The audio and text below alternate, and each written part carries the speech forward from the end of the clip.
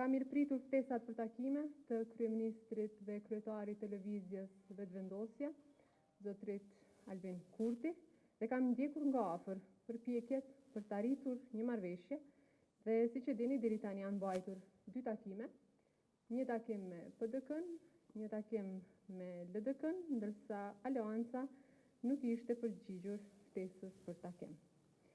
Duke qenë se ende nuk ekziston një dakordim politik për çështjen e presidentit, kam vendosur pra menjëherë pas certifikimit asë kohe që të mos e thras me nguti seancën konstituive, por të shfrytëzoj afatin që lejon kushtetuta për të krijuar partive politike, hapësirën e nevojshme për dialog dhe për ndërtimin e një konsensusi.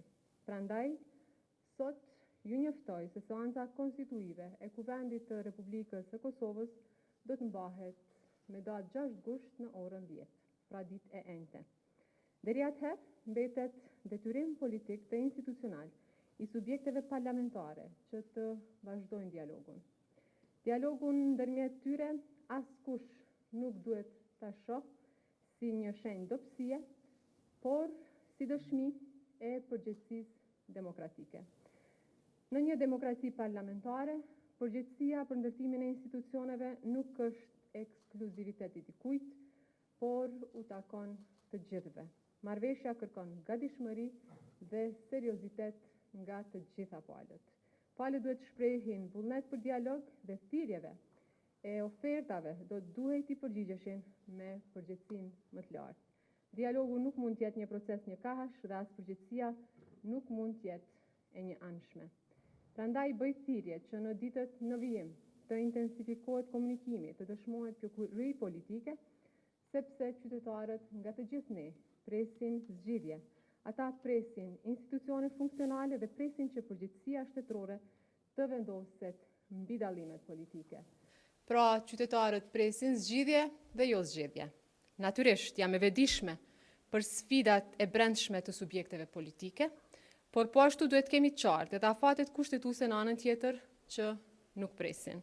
Qytetarët kanë votuar që institucionet të krijohen, të funksionalizohen dhe të punojnë për ta. Pas themelimit të institucioneve do të kemi kohë për çfarëdo problemi tjetër. Vullneti i qytetarëve duhet manifestohet në institucione të reja e legjitime. Republika e Kosovës nuk mund të mbetet peng i inateve apo blokadave. Shmangja e një blokade të zgjatur institucionale pra është përgjegjësi e të gjithëve. Po ashtu shmangja e zgjedhjeve të parakohshme duhet jetë një objektiv i përbashkët, sepse qytetarët kanë dhënë verdiktin e tyre dhe presin që ai të materializohet në institucione funksionale dhe jo në një cikël të ri paqartësie politike.